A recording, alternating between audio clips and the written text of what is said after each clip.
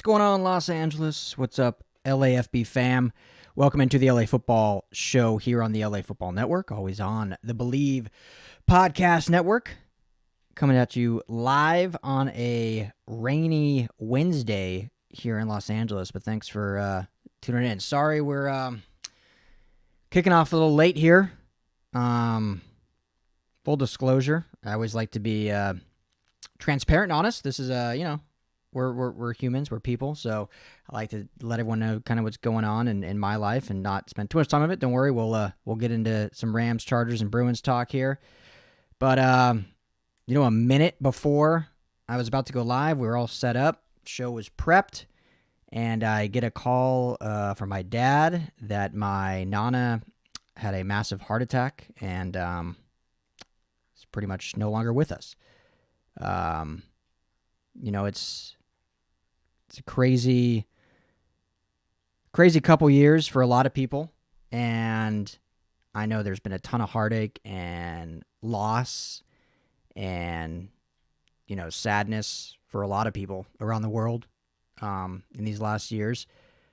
So nothing new, but this was a bit of a shock for our family. My Nana is dealing with dementia, so hasn't been 100% healthy for quite some time, but, this wasn't a expected heart attack by any means or this to happen this soon. So, and that comes on the heels of yesterday, my lovely wife losing her grandmother who passed away. So a wild 24 hours for the Dyrud family. I still wanted to come on here and do this. Just for me, it's a release. I'd rather be on here talking football than sitting and overthinking about things. So, you look at the positives, the great life that they both lived and the great memories and stuff that we'll always have and cherish and that. And, if I can just say anything to anyone, it's, count your blessings, keep your loved ones close, tell people how much you love them all the time. I thank God right now that I spoke to my grandma on Christmas, hadn't talked to her in a few months. And I'm very, very grateful that we spoke on Christmas, had a great conversation, had some laughs. That's something I'll cherish, and I'll remember that conversation for a long time. So, this will probably be a short show. But like I said, for me, I know maybe some people listening might think, what the hell are you doing? Talking about football right now. But for me, it's an escape. It's a release, and it just it helps me, I think, to not have to really go there yet because it was so unexpected, literally at 4:59 when I found out. And here we are, 5:30. So, bear with me. We'll get through it. But I've got a good show planned for you. We're talking, Chargers' brutal loss to the Texans, and we're going to look at what needs to happen for them to make the playoffs still. It still is a possibility, Charger fans. Rams, sloppy game, but still a win over the Vikings, a playoff contending team in the Vikings. I know people don't like to think that, but they are a team fighting for their playoff lives, and the Rams took care of business. So we'll get into that and kind of what they look like as a Super Bowl contender. And then for UCLA, last night, supposed to be a Holiday Bowl game. I was on my way to that game, kind of more crushing blows, driving. I'll get into it, but basically I was driving from Colorado, leaving my family's house, left early to drive to San Diego for this game, drove through a blizzard in Arizona, crazy, lots of driving with a 1-year-old in the car, my wife, and we're, 4 hours away and find out the game's canceled. So, but I'm going to be joined by Jamal Madney, our guy here at the LAFB Network, to talk about why that happened and what it means for the UCLA program. So we'll get into that at the bottom of the show. Jerry, thank you so much. Appreciate the condolences and tough way in the year, but hey, we'll look at the positives as we always do. I got a hot toddy here. Wife and daughter are healthy. So, we'll carry on. Show today brought to you by our friends at TickPick. If you're thinking of going to the game this weekend, actually, I'm planning on being at the Chargers-Broncos game this weekend, my wife and I, seeing when, who knows when these funerals and stuff will now be happening. But if you need tickets still, tickpick.com/LAFB, no fees for any tickets that you buy there. The price you see is the price you get. So you ditch going to StubHub, ditch going to Ticketmaster, all that stuff and go to tickpick.com/LAFB. There is a link in the description below if you're having trouble finding it, so you can, easy to get it there. You got to see the Charger game, or we'll see you at the Rams game, next weekend when they close out the season against the 49ers. So make sure to get tickets, tickpick.com/LAFB. Let's start with this Rams team. Let's start with the positives. Here. So the Rams are now basically control their destiny, at least when it comes to winning the division, in a sense. So they still need some losses to happen by, the Packers and the Cowboys if they want to shoot up to that 2 or 1 seed, which we'll get into. But they pretty much, I think, control their own destiny here to win the division now, the NFC West, as they sit right now as the 3 seed in the NFC. Let's just look into that, and then we'll talk about the game a little bit. So I'm going to pull up here a graphic for you. I feel like that might be, if you're watching here on the LAFB Network YouTube, it's sometimes a little easier to just be able to visualize what we're talking about here. So here is the current playoff picture here for your Los Angeles Rams, as they are the 3 seed, and if the playoffs started today, they would face our hated rivals, the San Francisco 49ers. So, I don't think that's an ideal matchup, just seeing how it's been the last few years, seeing the McVay versus Shanahan curse. But hey, it's a game you want to win. It would be a great playoff game, and what's nice about it is you get to see, and again, this can all change exponentially before the end of the year with 2 games left to play, but you get to see this team in week 18, to end the season. So, if the Rams play the Niners well or not well, you get a shot at redemption here if this were to play out like this. Now, I think Green Bay will probably end up with the 1 seed, seeing how their schedule rides out. Things can happen, obviously, but I think the 2 seed is a definite possibility, considering the Cowboys and the Cardinals actually do play this weekend, which is obviously a big matchup for this Rams team. And it's hard because it's like you don't want to see the Cardinals even still have a shot at the division. You'd rather just see them lose and, be finished. They've already clinched a playoff spot, but, basically clinch the division for the Rams. But in the, likelihood of them moving up to the 2 seed, you're actually rooting for the Cardinals here to beat the Cowboys so that the Rams can overtake them, because I'll be honest with you, I like a matchup. Again, this can all change, but as of right now, I like a matchup with the Eagles a lot better than I do the Niners. Now, that being said, the Niners are looking like Jimmy Garoppolo's going to be out for the foreseeable future with a thumb injury. I believe it's a chipped bone and a fracture, or a fracture and a tendon tear in the throwing thumb there. So he could miss some significant time. And so you'll see Trey Lance, which it's so much unknown with Trey Lance. We know what the potential is there. We know the talent he has coming out of North Dakota State, being the 3rd overall draft pick. But again, we saw this with the Chargers last year, continually saying Tyrod was the starter when healthy, until after 5 games, it was like, okay, they cannot take Justin Herbert out anymore. The Niners and Kyle Shanahan continue to put their faith in Jimmy Garoppolo, telling you one of 2 things. One, they're doing like that overcoach thing where Trey Lance should be the starter, is ready, but they're just kind of trusting the veteran more with their playoff hopes.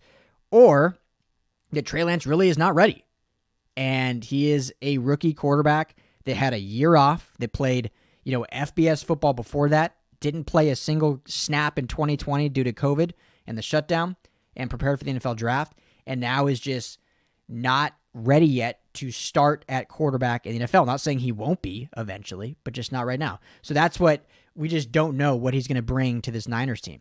And so it's very difficult to kind of project which Niners team we'll see and which Niners team will be a better matchup for this Rams team, or if they'd rather face another team.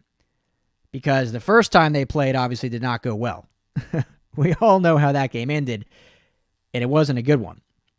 So, that's something that we'll have to monitor and kind of see how they play this week, as we assume it will be Trey Lance, or not even assume, we know it will be Trey Lance with Jimmy Garoppolo out for sure this game. So we'll kind of get a little taste of what that could look like in that Week 18 matchup. And then if it were to be the playoff matchup in the first round of the playoffs. A lot of interesting things. But yeah, we I think we're rooting for that 2 seed.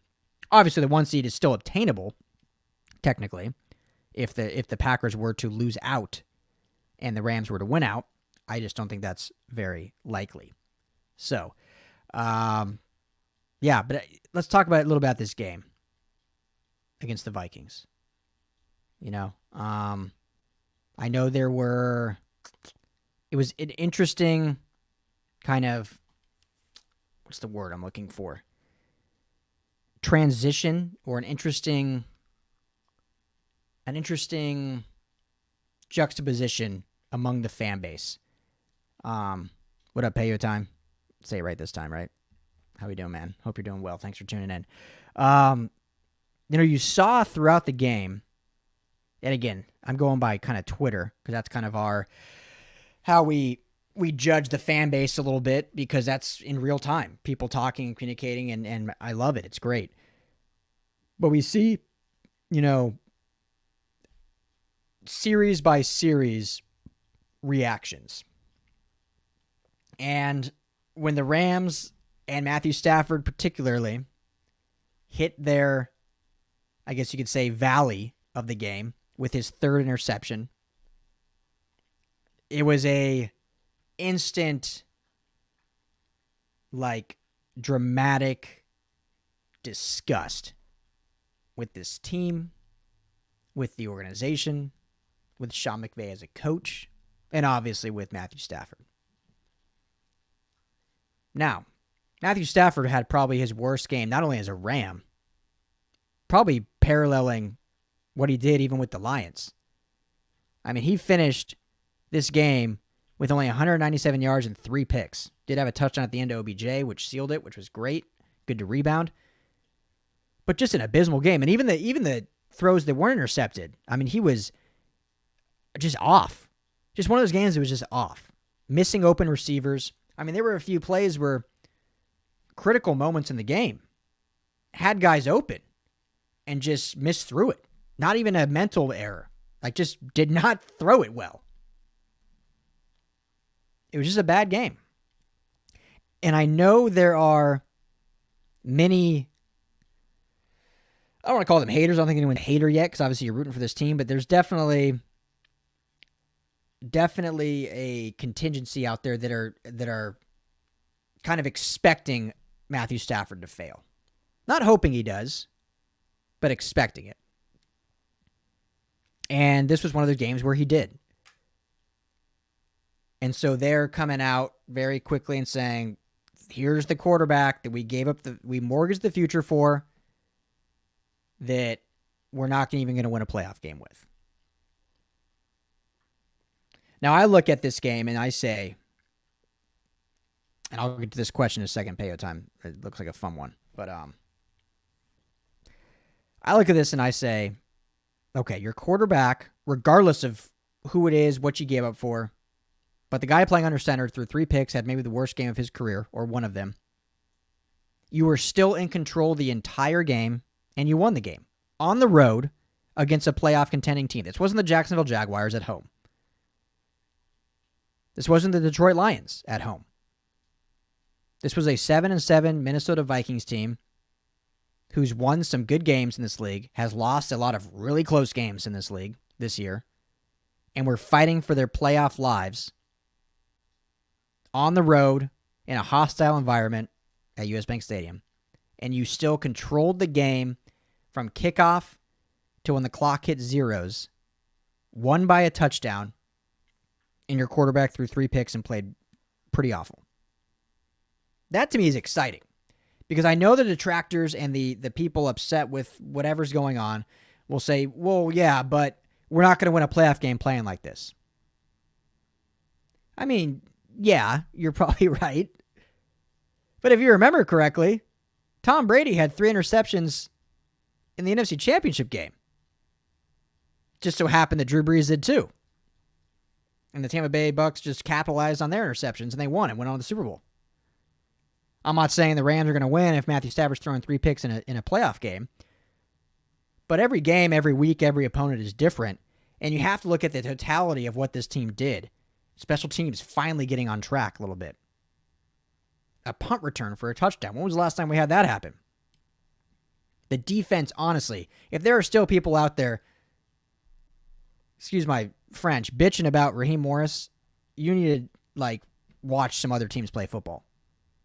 Because this Rams defense is playing very, very good. And let's give some credit to Raheem Morris and what he's done. And let's obviously give credit to the players and Jalen Ramsey, Aaron Donald, Von Miller coming to his own now. Leonard Floyd, who's been a staple this whole year, doesn't get a ton of credit. Greg Gaines, who's getting a cast on this week and still is going to play on Sunday. The defense is playing great, and even when given short fields, still stepped up in pivotal moments and held the Vikings to 3 points. Which obviously, when the Rams win by 7, that's huge. So playing complementary football, and you have to think, and again, I'm an optimist, so the others will probably take the other path down this, but you have to think Matthew Stafford's going to play better down the stretch than he played last Sunday. I believe he will. He's too talented, too good, too smart to play like he did on Sunday. But at least we know that the team didn't implode when he did. And the special teams and the defense played great, but also you look at some of the offensive players. Cooper Kupp, obviously, MVP. Sony Michel, what a amazing asset that now Sony Michel is to this team. Has put a stranglehold on the starting role.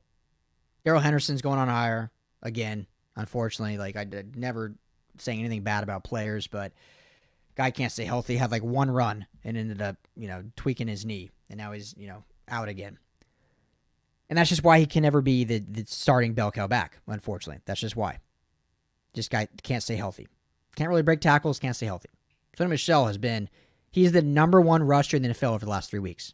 Ahead of Jonathan Taylor is Sony Michel with 423 yards or something like that. It's playing great. And you're getting Cam Akers back, who was activated. He wasn't active. He was a scratch during the game, but he was activated the 53-man roster. It's exciting for this playoff team, and it's going to take pressure off Matthew Stafford so he can get right, and he'll play a hell of a lot better come playoff time. And hopefully we have that 2 seed, kind of like what I was talking about, and don't have to face the Niners again, or whoever is going to be in that 6 seed spot if we stay in the 3 seed. But that's what we're going to get into a lot leading up to the following week. We got Baltimore this week, which we'll preview the game on Friday, so we'll get into that one. Big matchup. Lamar Jackson's probably back on the road. So that'll be a big matchup after they got blown out a few years ago playing against them. I want to answer this question. I haven't even read the whole thing, but let's see it before we get Jamal in here to talk a little Holiday Bowl, and then we'll wrap the show up with the Chargers and their playoff chances. All right, question. If you had to pick 3 players, the Rams, to help you survive Jurassic Park, who would you pick to help you get across the island and escape on the boat in 4 hours? 3 players. It's a great question. It's a lot of fun. Obviously, Aaron Donald. I mean, that's a given, right? Based on strength, based on soul, passion, power. I feel like he could just beat up, he would just protect me from the dinosaurs. But if we had to get across a river and he had to carry me, that's my guy. So Aaron Donald, no question. Cooper Kupp, I'd probably have, because we got to have someone smart, right? Tactical. Not saying Aaron Donald's not, but you have to have a leader that's going to be your tactician. Okay, where are we going? How are we reading different parts of the island? How are we, we're seeing, the dinosaurs over on this side of the island or to our right here. How do we escape over here? We got to get over, build a bridge of some kind or use a rope swing or some kind of architecture or engineering to get us across this ravine. Cooper Kupp, I feel like, is my guy to do that. Dude's just super smart, a cerebral player, obviously talented too. But the dude he has something a lot of receivers don't have, and that's just the crazy intellectual side of the game. Third player, so we got Aaron Donald, we got Cooper Kupp. Who do I want on third? I feel like maybe Johnny Hecker. We need some comic relief here. If you're going through a tumultuous time, running away from these dinosaurs on Jurassic Park Island, you got Aaron Donald, who's your brawn. You got Cooper Kupp, who's your brains. I need someone that just keeps me sane and keeps me, okay, positive, right? Johnny Hecker's my guy for that. Johnny Hecker kind of runs the special teams and also runs the, he has a great social media following and does a lot. So, Payo time, or Payo time, excuse me, that's the answer to your question there. Those are my three guys: Johnny Hecker, Cooper Kupp, Aaron Donald. But this Rams team is in good shape heading into this matchup with the Baltimore Ravens. They had an integral win over the Vikings. I know it wasn't pretty, but they got the job done, and I like to think they're going to do, Matthew Stafford can play a lot better down the stretch and heading into the playoffs, and we'll see if we can bump up to that 2 or that 1 seed. But now, joining me on the show, my guy Jamal. We're going to talk a little bit about this Holiday Bowl, the end of the year for UCLA, what's to come. But my man, what's going on, bro? Thanks for joining the show. How you doing? Good to see you, man. Great to see you. Thanks for having me. Of course. How was Christmas? How was the holiday? How's everything going on with the fam? Oh, all well. It's always a great time to see the family and just happy holidays to all our readers and viewers out there, and hope everyone had a great holiday season and safe and joyous. Yeah, well, I'm happy to hear that. I'm bummed we are not in, or I guess we would have been back by now, but yesterday we were both supposed to be in San Diego for the Holiday Bowl game. We had planned to both be down there, do a show down there, and obviously circumstances did not allow that. So, the Holiday Bowl officially canceled today. UCLA pulled out yesterday. First, let me just get your thoughts on the news. I mean, I don't even know how to pose the question. Obviously, it came what, 5 hours before kickoff. So what was going through your mind when you heard the news?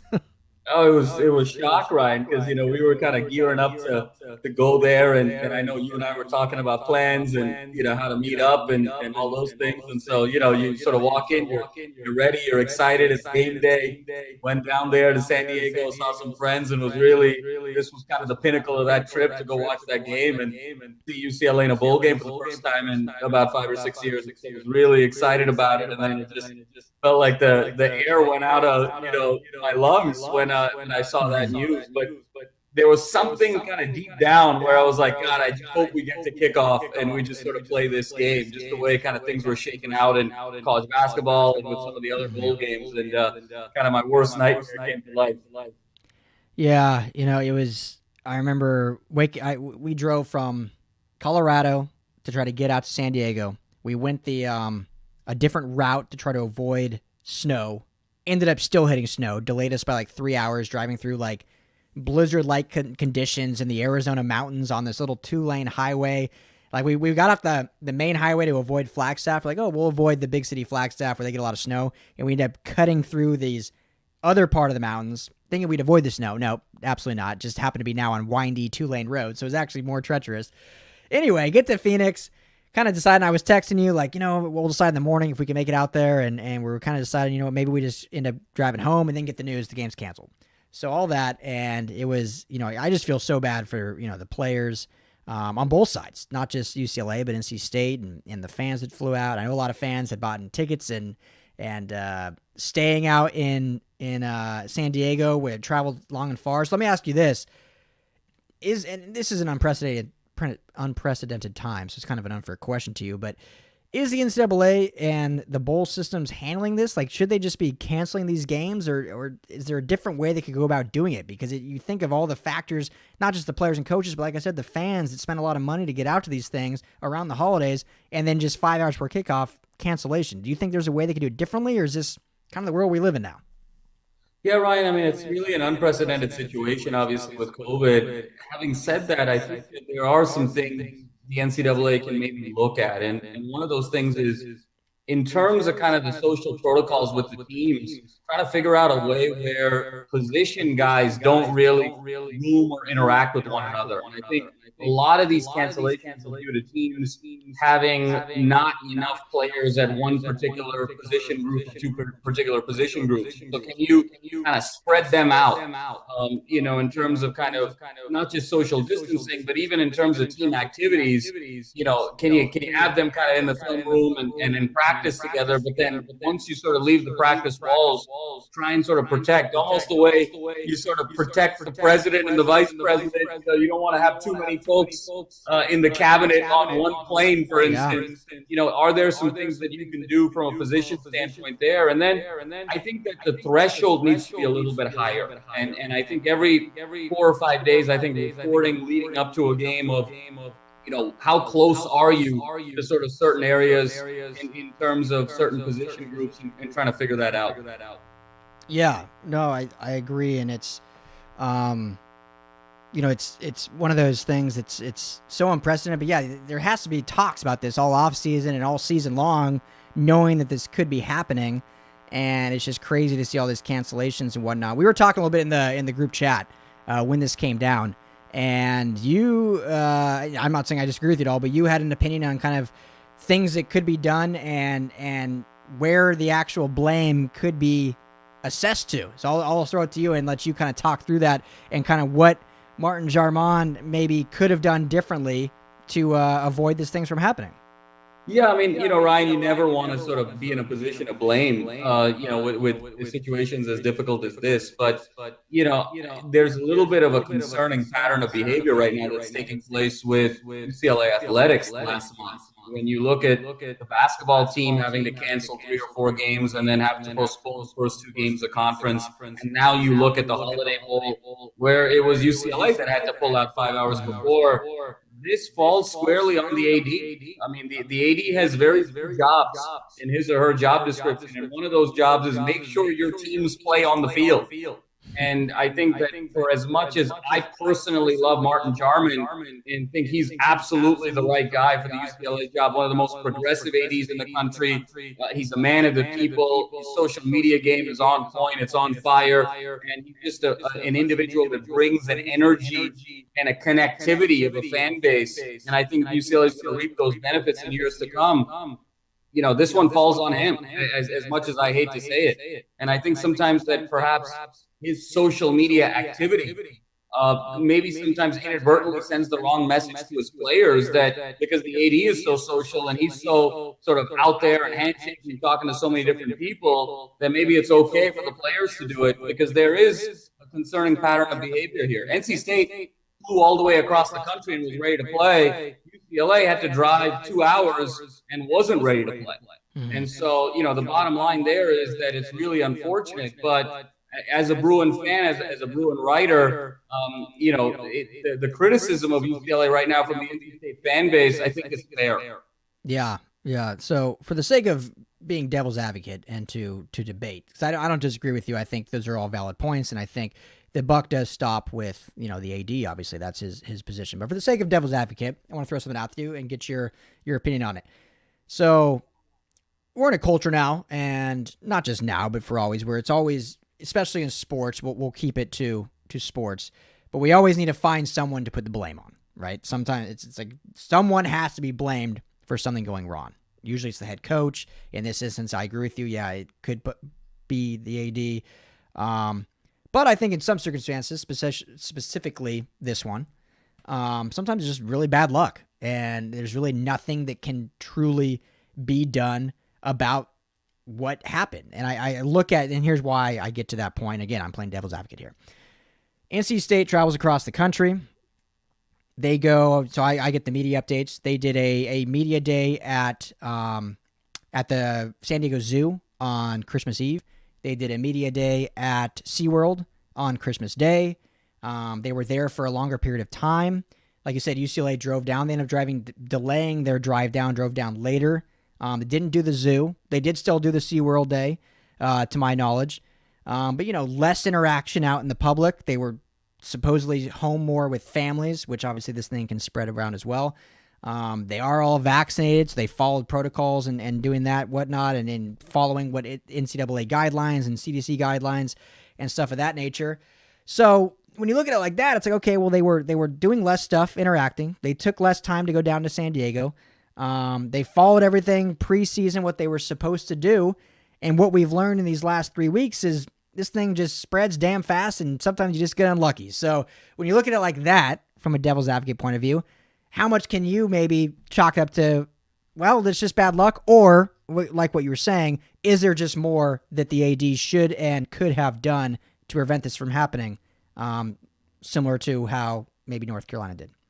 No, Ryan, I think you're absolutely right. I mean, there's definitely a serious element of bad luck here. There's no question about it. And I completely agree with you. We're in this society where everyone's got to blame, everyone sort of is pointing the finger at someone to sort of provide closure to some sort of circumstance and provide some sort of explanation. And I totally agree with you. Those are all very valid points. I just kind of go back to a couple of things here. The basketball team was kind of going through a similar situation. Now we got the football team, especially when you're talking about a college football playoff right now. I have a hard time believing Alabama's not going to play that game or Michigan's not going to play that game. Yeah. And especially when you're trying to invoke a culture of serious. UCLA football has kind of been the kind of the younger brother in LA for the decade. And when you're trying to invoke a culture of legitimacy, that we're very serious in the program and we want fans to come and travel and watch us and be serious in that regard, you have to sort of take this a little bit more as a business trip. And I think that there is some tighter controls that could be in place because at the end of the day, there's not every school has had to kind of cancel games in the last month. And when it's your school and it's multiple sports, you sort of have to double click and say, well, obviously we're in Los Angeles, we're in Southern California. There's sort of a hotbed of Omicron spreading activity there. So the rules that apply to the rest of the country shouldn't really apply to us, and we have to kind of take it to the next level if we want to do that. And I think that's point number one, to sort of acknowledge that your circumstance is different, and that's leadership. And I think number two, I think where fans and individuals are really upset here is just the communication of this. The fact that this happened 5 hours before kickoff, to think that 12 hours or 18 hours that UCLA was completely ready to play, and then 5 hours all of a sudden with the drop of a hat they're not, that's a little fishy. And that doesn't pass the eye test just from a scientific, pragmatic standpoint. It takes 18 hours to 24 hours for this thing to spread. And so you got to be thinking that you're probably in some yellow-orange region a day, 24 hours before, 36 hours before, and to say, hey, we're ready to go. And then 5 hours before kickoff at a booster brunch, for Jarman to kind of get up there and say, oh, by the way, we're not playing the game. It's just not a good look. It's not a good leadership look. Yeah, and I think that's I think the key point there is, so for those that don't know, and I know you know this, but for those listening that don't know, UCLA was having COVID issues leading up to this game. And it wasn't like the national media was reporting it, but those of us that follow the team, there had been stuff coming out that teams, Quantrez Knight, other players were basically saying, oh, I tested positive, I can't play in this game. Thank you, UCLA, for everything. And some people may have read that as, oh, they're just going to skip the bowl game. But no, any player that came out in the last week saying they weren't playing was due to COVID and testing positive. So the night before the game, they were down to 2 interior defensive linemen and had a linebacker that actually was going to be playing defensive line for depth. So they were already thin, but as of that night, they were good to go. So that's where, to your point, they should have said, okay, everyone is in their own room. You're not going out. You're not, I mean, maybe they did. I don't know. Maybe they just got unlucky, like I was saying earlier. But at that point, when you're down to that thin, but you're ready to go, and then sleep over the night, and the next day when you do your testing before, ready to rock and roll, then you have more players test positive, and that's when they had to pull the plug, because then more players tested, and then they were just couldn't feel the team. So that's, I think, to your point where I agree, where, what happened the night before that, I mean, we probably will never know. And if again, was it just bad luck and there was stuff just sitting around and that's when it happened? Or was it guys still hanging out doing team activities, which is nothing, nothing illegal, nothing bad, but just when you have this game on the line that you want to see happen, you probably couldn't have it. So it's unfortunate, man. It sucks too, because, LA, I know this game was in San Diego, but California in general has the strictest rules with COVID. So it's not like they're playing in Texas or some other state that has a lot of less restrictions. They were in a really restricted state. It's just unfortunate. I feel for these players, feel for these coaches, feel for the fans. But what's next now for UCLA, Jamal? Because season's over now. It's done. We were kind of hoping for that exclamation point at the end of the year. A good year, as us at the LA Football Network have said. I think a solid season that this team can build upon and do things. We were hoping a bowl win would then send them for a 5-game win streak heading into next year where they play a pretty light non-conference schedule where they could build more and stack more wins. But you don't get that bowl game, so how do you still keep a positive light on this season heading into next year? Well, I think it's a very positive light, Ryan. 8-4.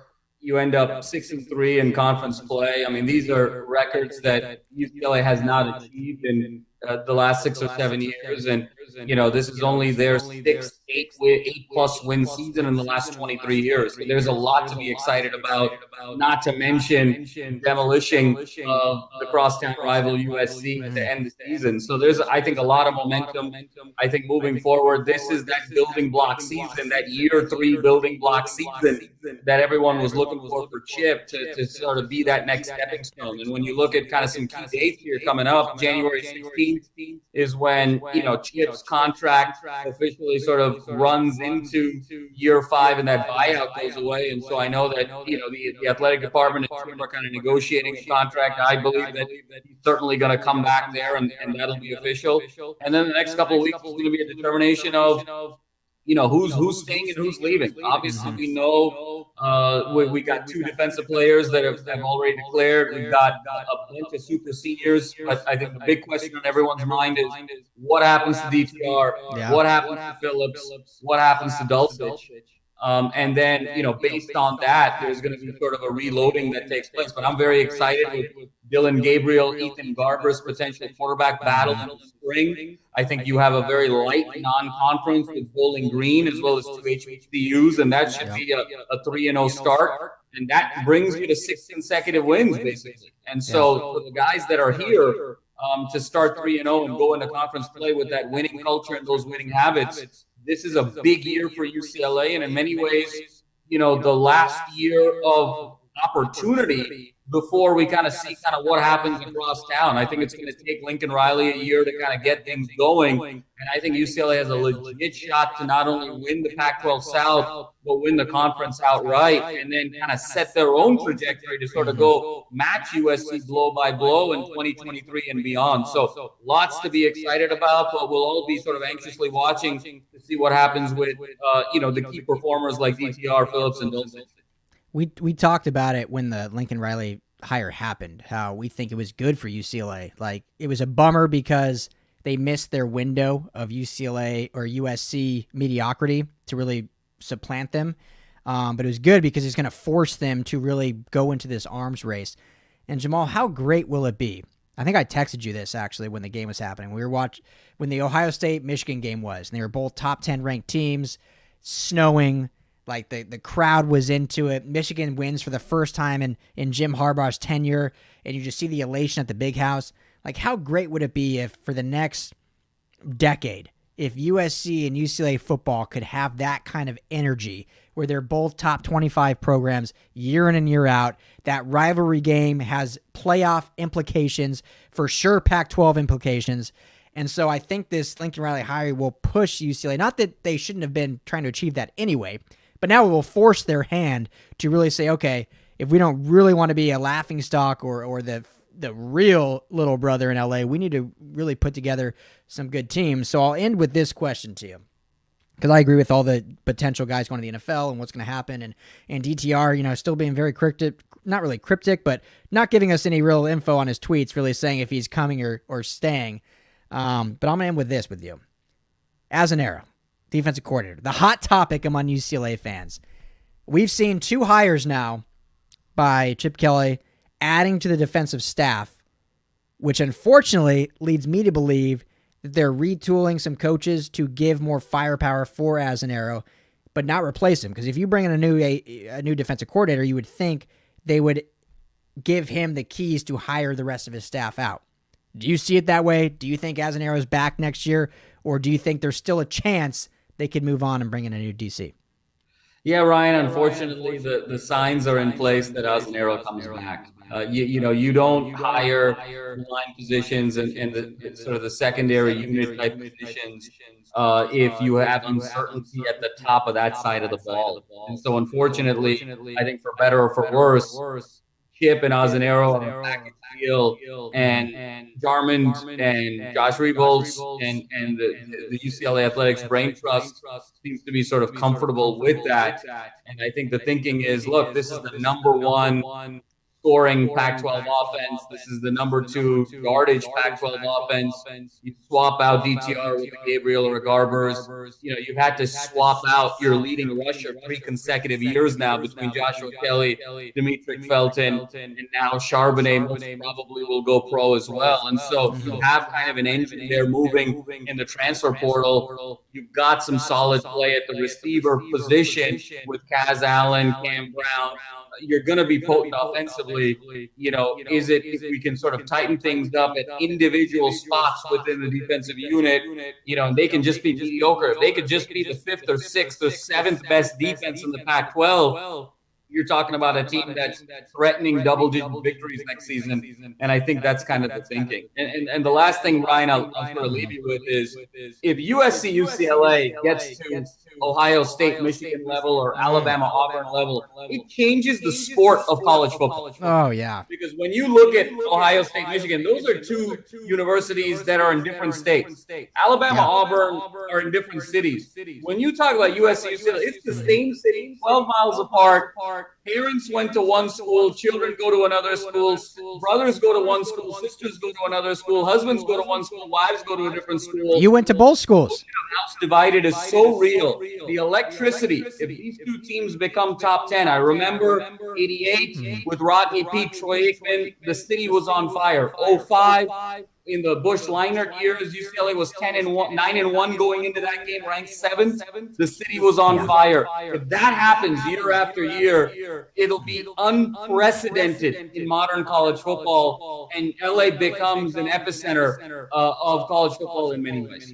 Oh, it's gonna happen. I'm waiting for it, Jamal. I'm hopeful. Fingers crossed. Because you add that with the Rams and Chargers both being good in this town, and this is the football mecca of the country. Which who would have said that 10 years ago that LA could be a football mecca?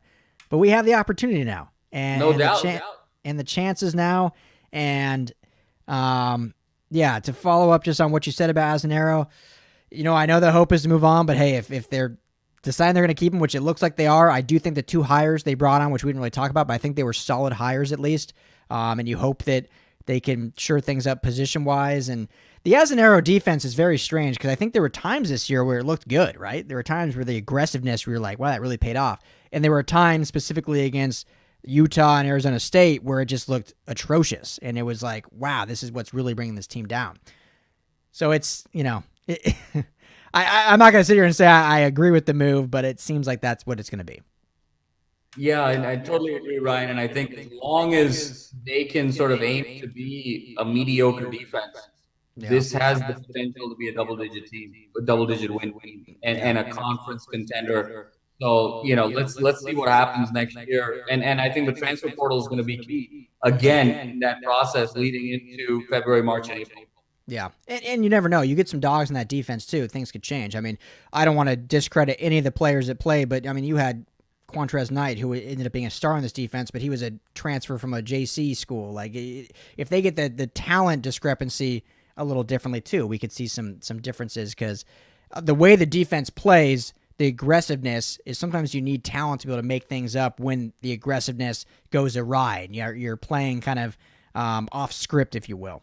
So, and I think, Ryan, the last point there I'll say is I think Chip's got to find the right transfer. Yeah. I love Trez Knight. I love some of the guys that we brought in. But oftentimes these guys, Trez Knight came from Kent State. A lot of these guys have sort of chips on their shoulder that they were overlooked or they were in an environment where they were not noticed. And so they come in really aggressive but play high-risk football. Yeah. Because they sort of want to make the huge play, the highlight, make the big splash.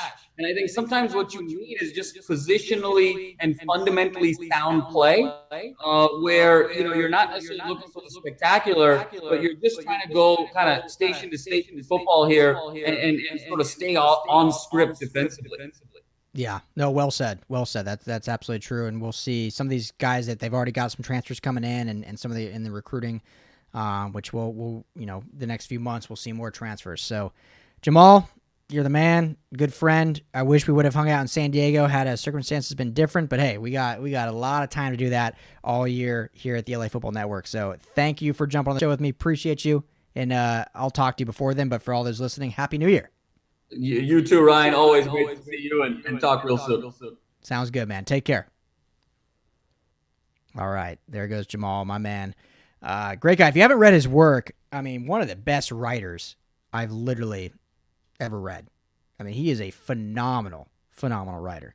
Covers UCLA here at the LA Football Network, but also involved in a lot of our business side of things and helping us kind of take this thing to the next level, which we're excited about. So, yeah, tough circumstances for UCLA, but that's the way it goes. Season over. Now we can look to 2022, as I think this is a very talented squad that can really be a force to be reckoned with in the Pac-12. And I'm so excited about LA football in this town with USC and UCLA, with Lincoln Riley coming to town, with Chip staying in town. I mean, 10 years ago, Chip Kelly was the hottest name in college football.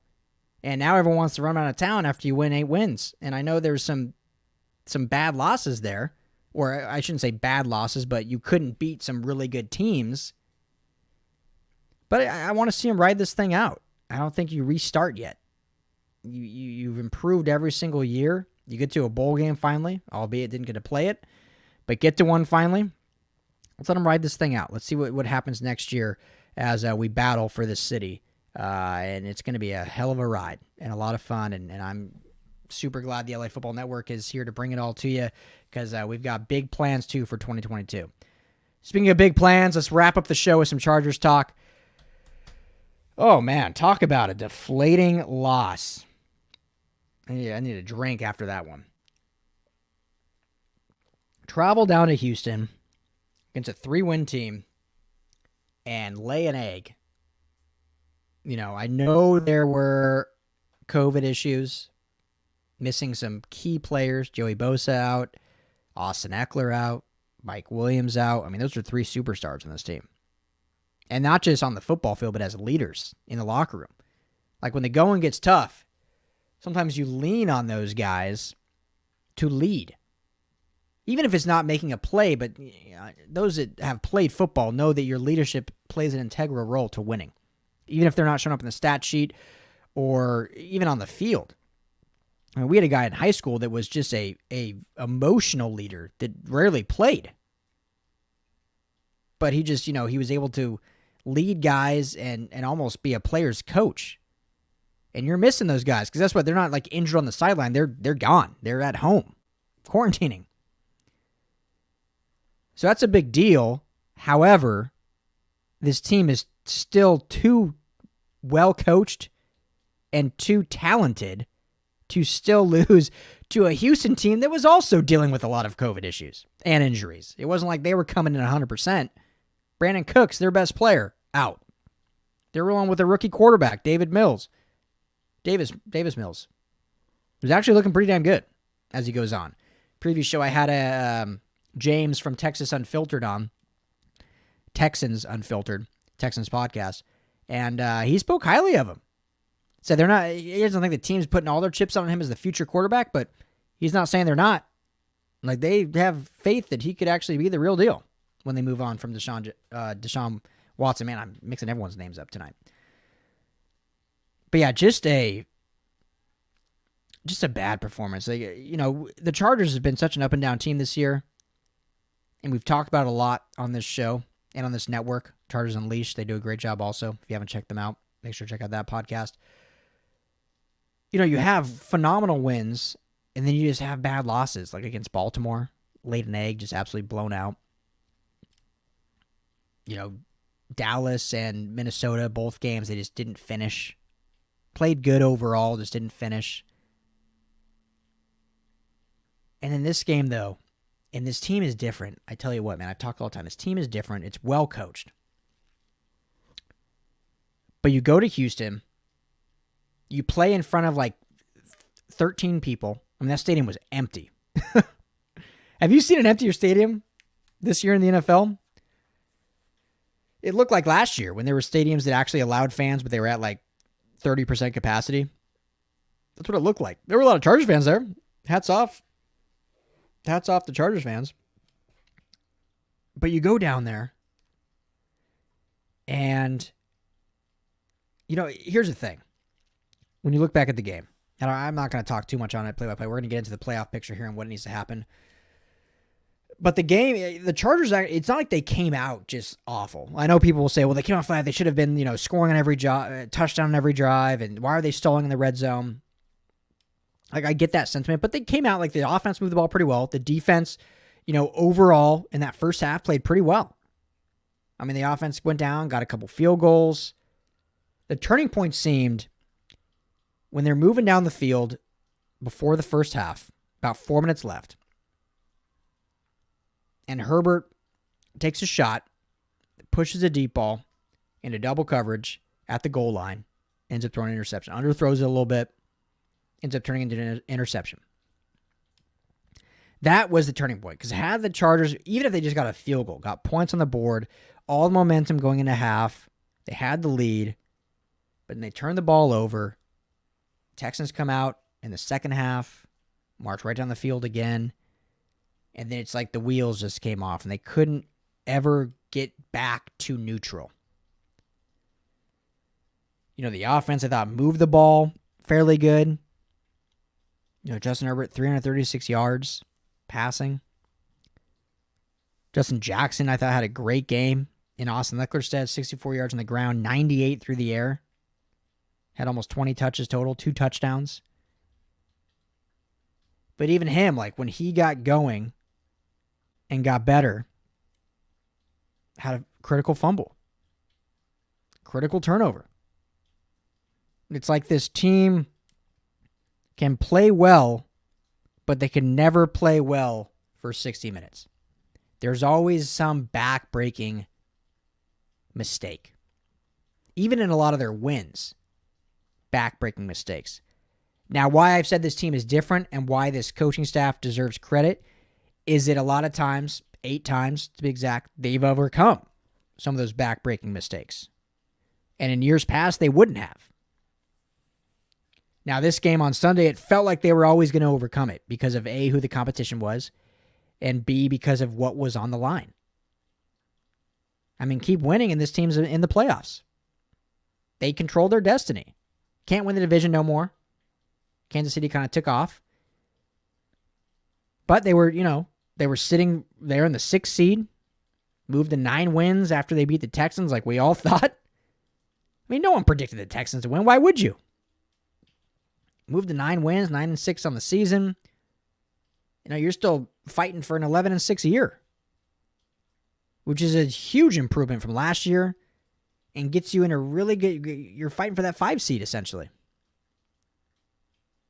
Because 1 through 4 is the division winners. But it's unfortunate that even the guys that were in, you know, Justin Herbert, Keenan Allen, Rashawn Slater was back,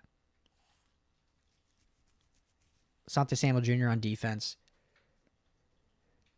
couldn't get it done. And I think it shows you 2 things. Last 2 things I'm going to talk about this game, and then let's get into the playoff picture and we'll wrap up. Like, you know, top of the show, I was like, all right, this is going to be a short show with everything going on with my family, and here we are pushing an hour. It's a good escape. So thank you all for hanging out with me during a tough time and talking some ball. Any questions you have, any Chargers questions, drop them at me right now before we wrap up. But I think 2 things about this defense. Joey Bosa is a superstar, obviously, but the stars of this defense, or the players that mean the most, are Derwin James, shocker, and Justin Jones. I don't think people, and I think a lot of people on Twitter, a lot of podcasts, a lot of media guys are starting to put it out there more. But maybe the casual fan might not realize how important Justin Jones is to this defense and to this run defense. I saw a stat. I think it was Daniel Popper put it out from The Athletic. I don't have it in front of me, so I don't know the exact number, but it was something like when Jones plays, yards per carry is like 3.8. Games he's not is like almost 6. Like, it's a substantial difference when he is in or not in the game. And so you can blame coaching. You can blame Tom Telesco with depth. And, those are valid. But I think, again, 3/4 into the first tenure of this coaching staff and working with Telesco as GM, you can get frustrated. You should get frustrated. But you shouldn't throw the towel in and call it a wash, a wasted season, fire everyone. Because you have to know this coaching staff. I know we're 16 weeks in, but they're feeling out these players and who can play behind who and what needs you have. And you can't figure that out before you ever seen these guys play. I know Telesco's been here 8 years, but he doesn't know how Staley wants to coach, how Ronaldo Hill wants to substitute, how Joe Lombardi wants to coach. They're learning on this together on the fly. And once you pass that trade deadline, you can't add significant players. And they have added some. Andre Roberts was a great addition to this squad for the special teams. So you got to give credit to that. So I think when you can be real critical of this staff, including Telesco, because again, this is a now new regime. You can't talk about Telesco in his 8 years, because once you get a new coaching staff, you kind of reset the GM. Because then you're roster constructing based upon this coaching staff. So you're resetting it. So you got to look at, this is year 1 of this staff in its entirety. I know that's weird to think about, but it's year 1, 16 weeks in. And so this staff and Telesco will know, all right, our depth behind Justin Jones is pretty bad in the run game. Brandon Staley last year with the Rams had great depth that he didn't have to build. It was there, and he improved them in coaching. Now he comes over to the Chargers, and he's got to build that depth and coach. And I'm not saying he shouldn't get no criticism, because he should.